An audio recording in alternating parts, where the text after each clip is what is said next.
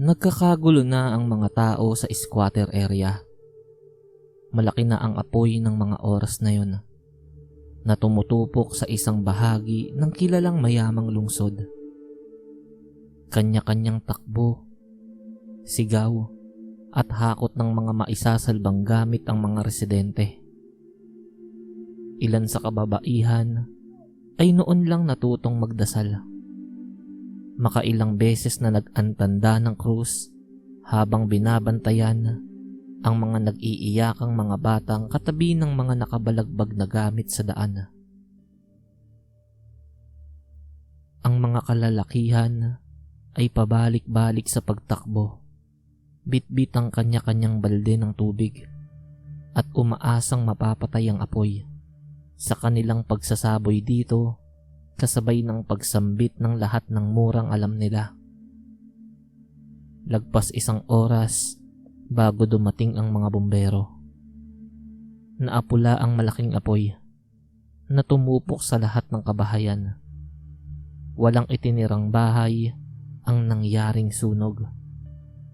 Galit ang mga mahihirap na residente pero hindi sila makapagreklamo.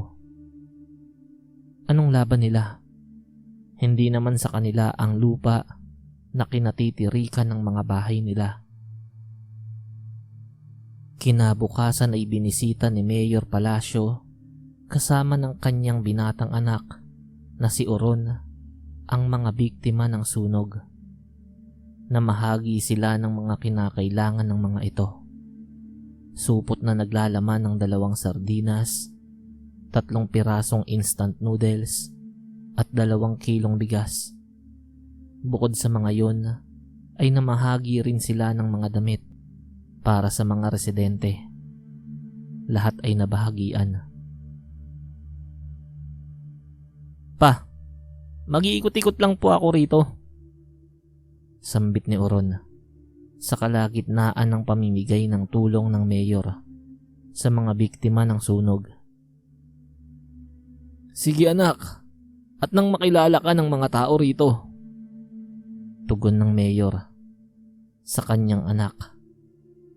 Nag-ikot sa lugar ang binata. Nasaksihan niya at namasdan kung ano ang kalagayan ng mga residenteng nasunugan ng mga bahay. Namasdan niyang maigi kung papaanong maglatag ng karton o trapal sa sementadong sahig ng daan ang mga tao. Ito ang nagsisilbing higaan at upuan ng mga bata at matatanda. Pansamantalang tahanan, ika nga. Kitang-kita niya rin ang mga itim na kahoy na nagkalat sa daan na sanhi ng pagkakasunog. Mga gamit sa lugar na yon na naabo. Ang ilang tao ay naghahakilap at nagkakalkal sa kanilang nasunog na bahay ng kahit anong gamit na maaari pang mapakinabangan o maibenta sa junk shop. Sa isang bahagi ng lugar na yon ay napansin niya ang mga nagkukumpulang tao. Nilapitan niya ito upang alamin ang dahilan. Sumingit siya sa mga nagkukumpulang tao at nakita ang isang lalaking may hawak na mikropono at nagsasalita, habang may nakatutok na kamerang buhat naman ng isang lalaking mas malaki pa ang katawan. Dinig na rinig ni Oron ang mga sinasabi ng tagapagbalita. Ang sanhi raw ng sunog ay maaaring maling linya ng kuryente. 90% ng lugar ang natupok. Mahigit 300 pamilya ang apektado. Walang naiulat na namatay. Subalit may 2 nawawala. Sa mga nakita at narinig ng binata ay wala man lang siyang naramdamang awa. Wala siyang pakialam sa mga tao roon. Hindi siya kagaya ng kanyang amang malapit ang puso sa mga may hirap. Iniwan niya ang kumpulan ng mga tao at ipinagpatuloy ang pag-iikot sa lugar. Sa gitna ng mga sunog na kahoy, ng itim na mga pader, at naabong mga gamit, ay napansin niya ang isang nakatumbang aparador. Mas malaki ito sa pangkaraniwan. Maganda pa rin ang kulay nito na parang hindi naapektuhan ng sunog. Ang kulay nitong brown na medyo mamula-mula dahil sa swabing barnis nito ang labis na nakapagbigay ng kariktan dito. Dagdag pa ang orasan sa kaliwang bahagi nitong nakadikit sa mismong aparador ay mapagkakamalan mo itong mamahalin. May naisip ang binata. Sa mansyon ng pamilya Palasyo. Dahan-dahan lang pagbubuhat at baka bumagsak.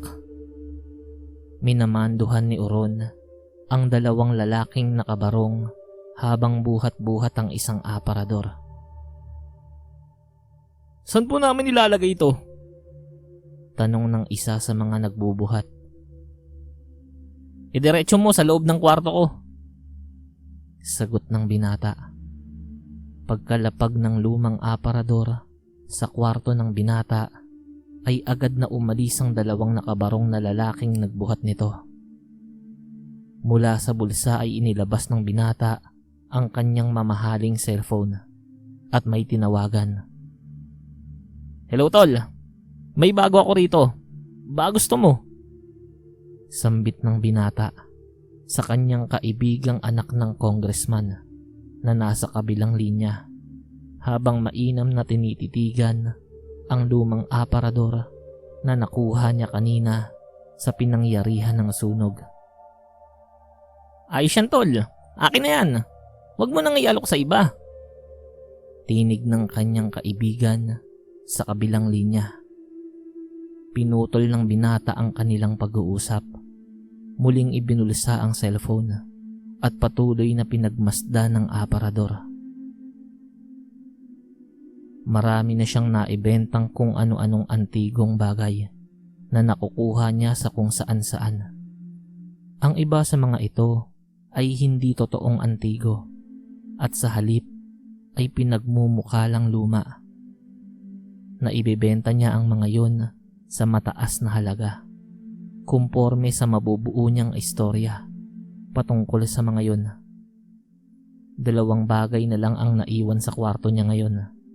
Isang malaking bangang walang pintura, subalit nadidisenyohan ng mukhang parang sa anito, at isang tabak na mayroong kalawang sa bahaging hawakan nito.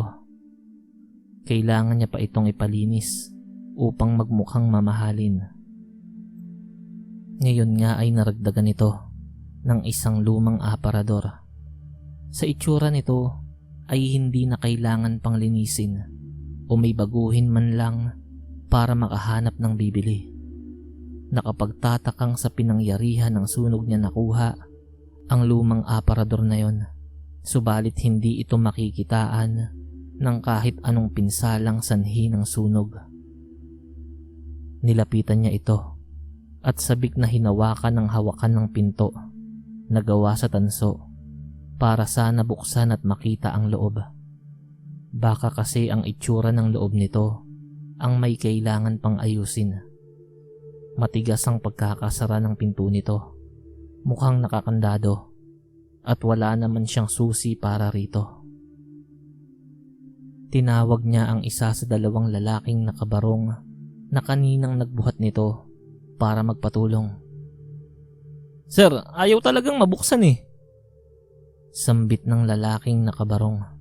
Hawak ang kapirasong alambre na abala pa rin sa pagsusuot noon sa susian ng pinto ng lumang aparador na yon. Sirain mo na lang ang pinto. Ipapagawa ko na lang yan pagkatapos. Kunot noong utos ng binata. Mabilis na lumabas ng kwarto ang lalaking nakabarong at sa pagbalik nito ay may dala na itong maso na mas malaki ng kaunti sa ordinaryong martilyo. Pumuesto ito sa harap ng aparador. Sinentro ang susian nito na nasa ilalim ng hawakan ng pinto at inihampas ang dalang maso. Nagkaroon ng gasgas ang bahaging iyon ng aparador, subalit hindi ito bumukas.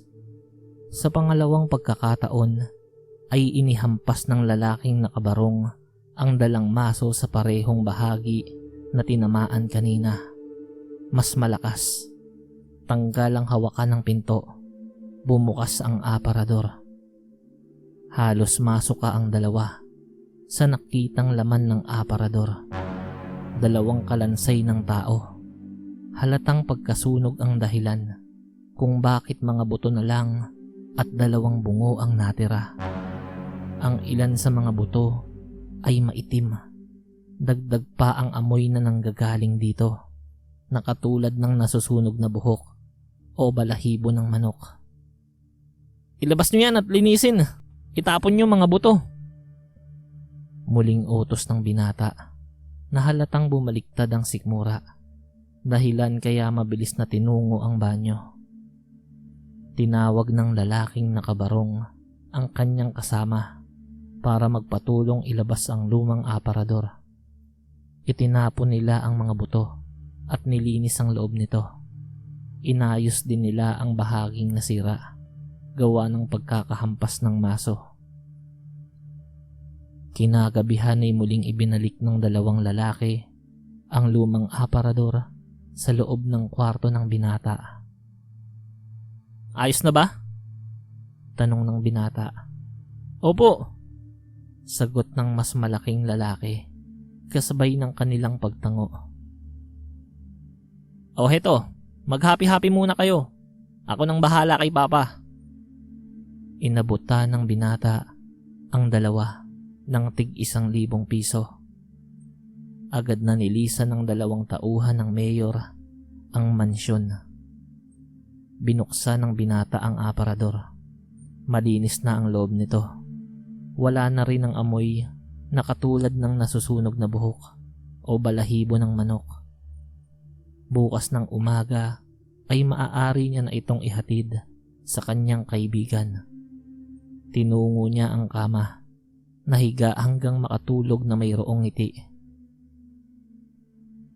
Hating gabi ay nagising ang binata dahil sa isang pamilyar na amoy. Parang amoy ng nasusunog na buhok o balahibo ng manok. Bumangon siya mula sa pagkakahiga para alamin kung saan iyon nanggagaling. Nang mapatapat siya sa lumang aparador, ay mas lalong lumakas ang nakakasulasok na amoy. Binuksan niya ang pinto nito at laking gulat nang makita ang mga nasunog na buto sa loob nito. Nakapagtataka dahil ipinalinis niya na ito kanina. Lumabas siya para tawagin ang dalawang tauhan ng kanyang ama, subalit wala pa ang mga ito. Bukas ng umaga niya na ihahatid sa kaibigan ang nasabing aparador. Walang nagawa ang binata kung hindi siya na mismo ang muling maglinis ng loob nito. Kumuha siya ng sako at doon inilalagay ang mga nasunog na buto. Pero may mali. Bakit hindi nauubos ang mga buto? Bakit hindi napupuno ang sako? Binilisan niya pa ang paglilipat ng mga buto mula sa loob ng aparador papunta sa sako. Pero ganoon pa rin. Mas lalo niya pang binilisan. Subalit parang pabalik-balik lang ang mga buto na ipinapasok niya sa sako at sa mga buto na muling lilitaw sa loob ng aparador. Ah! Malakas na sigaw ng binata. Natuloy pa rin sa kanyang paglilipat ng mga nasunog na buto sa sako. Narinig ni Mayor Palacio ang sigaw ng kanyang anak, kung kaya't mabilis nitong tinungo ang kwarto nito. Naabutan niya ang binata na nakaluhod sa harap ng bukas na aparador na walang laman sa loob. Sa tabi ng kanyang anak ay may sakong wala ring laman. Nagtataka na ang mayor sa ikinikilos ng anak dahil parang mayroon itong kinukuha mula sa aparador at isinasalin sa sako kahit wala naman talagang kahit anong laman yon. Anong ginagawa mo, anak? Tanong ng mayor na halata pa rin ng labis na pagtataka. Itong mga buto kasi pa, inilalagay ko sa sako kaso ayaw maubos-ubos. Kanina ko pa to sinasalin eh. Balis ang sagot ng binata. Pero anak, wala namang mga buto. Nag-aalalang paliwanag ng mayor sa kanyang anak. Kung ayaw nilang mailagay dito sa sako, susunugin ko na lang ng tuluyan ang mga butong to. Parang pinanawan na ng katinoan ng binata dahil sa pagkakangisi nito. Patakbong lumabas ng kwarto ang binata at sa pagbalik nito ay may dala ng isang bote ng gasolina at lighter. Anong gagawin mo dyan, anak? Tanong ng mayor, subalit parang wala nang naririnig na kahit ano ang binata. Ibinuhos nito sa aparador ang dalang gasolina at sinilaban gamit ang lighter. Nagliyab ang aparador. Kumalat ang apoy sa ibang bahagi ng kwarto. Malakas na tumatawa ang binata habang pinagmamasdan ng nasusunog na aparador. Hindi mapigilan ng mayor ang mapaiyak habang pinagmamasdan ng anak. Unti-unting lumaki ang apoy at nilamon ang kabuuan ng mansyon ng mga palasyo. Kinaumagahan ay dinagsa ng mga tao ang nasunog na mansyon ng mayor. Isang lalaki ang may hawak na mikropono at nagsasalita habang may nakatutok na kamerang buhat naman ng isang lalaking mas malaki pa ang katawan. Rinig na rinig ng dalawang tauhan ng mayor ang ulat ng tagapagbalita. Ang pinagmulan daw ng sunog ay gasolinang natapon sa kwarto ng anak ng mayor na sinilaban gamit ang lighter. Natagpo ang sunog ang bangkay ng mag-ama. Siguradong malulungkot ang mga mahihirap sa pagkamatay ng mabuting mayor. Mabuting mayor daw, pre? Pumayag nga siyang ipasunog ang mga bahay sa squatter area na pag-aari ni congressman. Sambit ng isa sa mga tauhan ng mayor. Oo nga, pre. Pareho silang demonyo ni congressman. Tugon ng mas maliit na tauhan ni mayor. Tumigil sa pag-uusap ang dalawa nang may dumating na isang magarang sasakyan. Iniluwa nito si congressman kasama ang binatang anak nito. Dinumog ng reporter at mga tao ang congressman. Samantalang ang anak naman nito ay humiwalay sa kumpulan ng mga tao. Habang nagmamasid sa paligid ang anak ni congressman, ay may napansin ito sa isang bahagi ng nasunog na mansyon na yon. Isa iyong nakatumba na lumang aparador.